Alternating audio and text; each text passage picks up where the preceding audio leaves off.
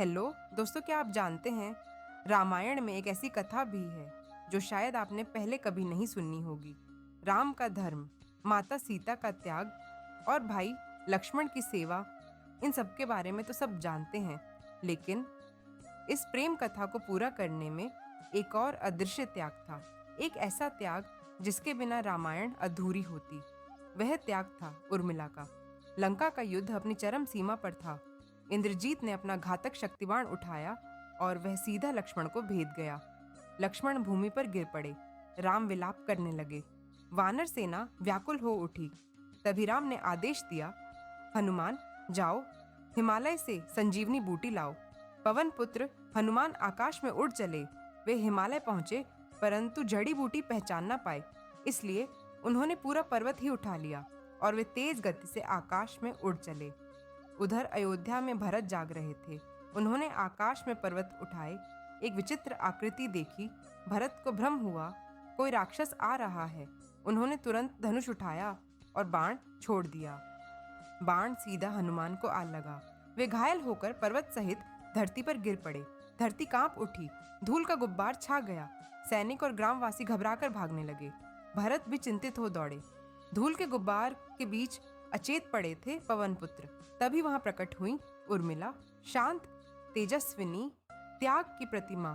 भरत विस्मित रह गए। वे नतमस्तक होकर पीछे हटे।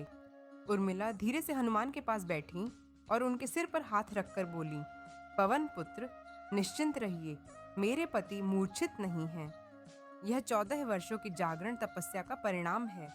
14 वर्षों से मेरे पति लक्ष्मण ने राम जी और सीता जी की सेवा में नींद तक का त्याग किया, परंतु वह नींद खोई नहीं। वह नींद मैंने स्वीकार की। 14 वर्षों तक मैंने निद्रा को साधा, सिर्फ उसी का बोझ उठाया।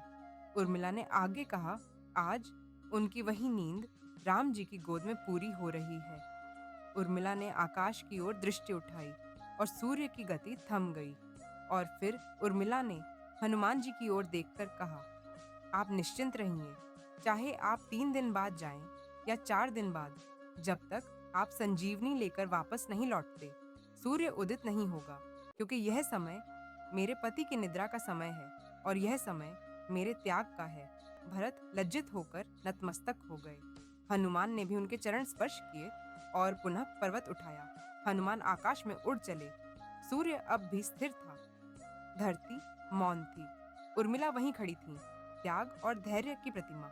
रामायण केवल राम, सीता और लक्ष्मण की कथा नहीं, यह उन मौन नायिकाओं की भी कथा है जिनका बलिदान अमर है। उर्मिला का त्याग युगों युगों तक याद रखा जाएगा।